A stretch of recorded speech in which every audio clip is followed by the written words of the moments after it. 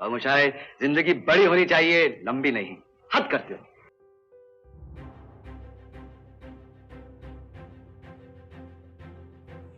ये कहानी है एक ऐसे सुपरस्टार की जिसकी झलक पाने के लिए लड़कियां अपनी चिट्ठियों में खून से इश्क लिखती थी, जिसकी कार पर लिपस्टिक से लव लेटर लिखे जाते थे, जिसने एक दशक तक इंडस्ट्री पर अकेले राज किया, लेकिन जिसे आखिरी में मिली सिर्फ तन्हाई। दिल के चैन।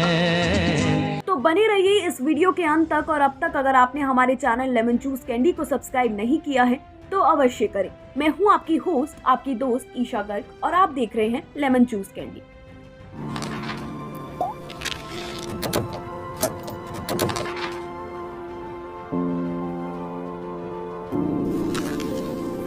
चैन आए मेरे दिल को दुआ कीजिए। साल 1965 एक प्रतियोगिता होती है, United producer film fair talent Hunt.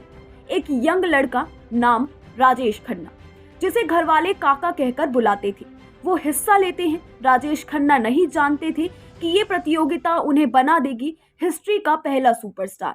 चला जाता हूँ किसी की धुन में। उनकी फिल्में लगातार सुपर हिट होती रही। आराधना, सफर, आनंद, कटी पतंग, अमर प्रेम और रिकॉर्ड बनता है। 15 लगातार सुपर हिट फिल्में। ऐसा करिश्मा ना पहले किसी ने किया ना बाद में। लेकिन कामयाबी के इस शिखर पर भी काका के दिल में एक कोना खाली रह गया। प्यार दीवाना होता है, मस्ताना होता है। शायद राजेश खन्ना के दिल को समझने वाली पहली लड़की थी अंजू महिंद्रू। एक्ट्रेस थी, मॉडल थी, और उनके साथ राजेश खन्ना का 7 साल का रिश्ता भी था। राजेश खन्ना शादी करना चाहते थे, लेकिन अंजू चाहती थी थोड़ा वक्त। काका को ये ना पसंद नहीं आया, और फिर एक दिन उन्होंने गुपचुप डिम्पल कपाड़िया से शादी कर ली। अंजू की आंखों में आंसू थे और काका के अंदर कहीं गुस्सा और पछतावा। गोरे रंग पे न इतना गुमान कर। 1980 आते आते राजेश खन्ना का करियर ढलने लगता है। लोग अमिताभ को देखने जाते हैं, काका को याद करते हैं। डिम्पल कपाड़िया से रिश्ता भी टूटा, वो अलग हो गई। 2 बेटियां थी, लेकिन काका अकेले हो चुके थे। वो कहते थे, मैं अकेला हूँ लेकिन सुपरस्टार हूँ। जिंदगी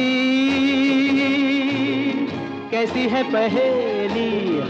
अपनी मौत के कुछ महीने पहले अंजू महिंद्रू फिर से उनके जिंदगी में आती है, लेकिन तब तक बहुत देर हो चुकी होती है। 18 जुलाई 2012 काका ने हमेशा के लिए दुनिया को अलविदा कह दिया। आखिरी दिनों में वही अंजू महिंद्रू, जिनसे उन्होंने रिश्ता तोड़ लिया था, वो रोज उनके घर आती थी, दवाइयाँ देती थी, बातें करती थी। काका ने एक इंटरव्यू में कहा था कि मैंने प्यार को खो दिया और फिर खुद को भी खो दिया। कुछ तो लोग कहेंगे। कहते हैं कि कुछ सितारे मरने के बाद और ज्यादा चमकते हैं। राजेश खन्ना भी उन्हीं में से एक थे। उनके अंतिम संस्कार के दिनों मुंबई की सड़कों पर लाखों लोग थे। उनकी अंतिम यात्रा में फूल नहीं, पोस्टर लहराए जा रहे थे। काका अमर रहे के नारे गूंज रहे थे। ये वही जनता थी जो एक समय उन्हें भगवान की तरह पूजती थी। उनका बंगला आशीर्वाद, जिसे वो अपनी जान से भी ज्यादा चाहती थी, आखिर में उन्हें बेचना पड़ा। लेकिन कहते हैं उन्होंने जाते जाते कहा था कि आशीर्वाद छोड़ रहा हूँ लेकिन दुआएं ले जा रहा हूँ।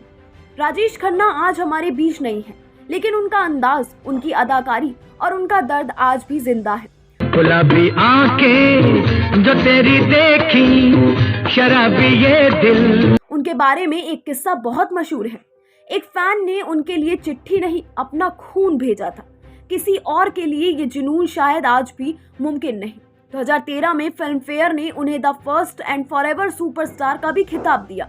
उनकी बेटियां ट्विंकल और रिंकी आज भी कहती हैं कि हमारे पापा सिर्फ एक एक्टर नहीं थे, वो एक एहसास थे, एक इमोशन थे और एक युग थे। एक सफर है सुहाना, यहाँ कल क्या हो किसने जाना। राजेश खन्ना ने इंडस्ट्री को सिखाया कि स्टार बनना आसान है, लेकिन सुपरस्टार बनकर अकेले जीना सबसे ज्यादा मुश्किल काम है। काका का क्रेज क्या था, ये हम इस बात से ही समझ सकते हैं कि लड़कियां उनकी कार की धूल अपने माथे पर लगाती थी। वो जहां भी शूटिंग के लिए जाते थे, फैंस का समंदर उमड़ जाता था। भीगी भीगी रातों में मीठी मीठी बातों में। एक बार एक लड़की ने उनके लिए जो किया वो सुनकर आज भी रोंगटे खड़े हो जाते हैं। उसने अपनी मांग में राजेश खन्ना के नाम की सिंदूर भरी थी। जब मीडिया ने पूछा तो लड़की ने कहा कि अगर शादी नहीं कर सकती तो क्या हुआ, मैं मन से उनकी पत्नी हूँ। तो छोड़ो भी जाने दो यार, हम ना करेंगे प्यार। 1973 में 31 साल के राजेश खन्ना ने 16 साल की डिम्पल कपाड़िया से शादी कर ली थी, वो भी तब जब डिम्पल की डेब्यू फिल्म बॉबी रिलीज नहीं हुई थी। पूरी इंडस्ट्री में शौक फैल गया था कि काका ने सबको चौंका दिया, लेकिन शादी के बाद काका का मूड और स्टारडम का दबाव रिश्ते को खो गया।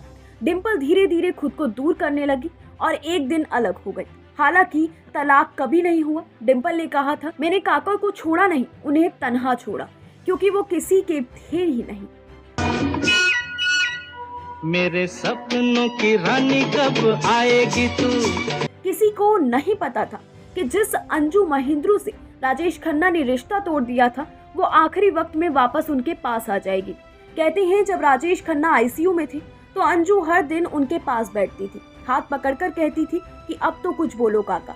राजेश खन्ना ने बस मुस्कुराकर कहा था कि चलो देर सही पर आए तो सही, और यही उनकी आखिरी मुस्कान थी। कोरा कागज था ये मन मेरा।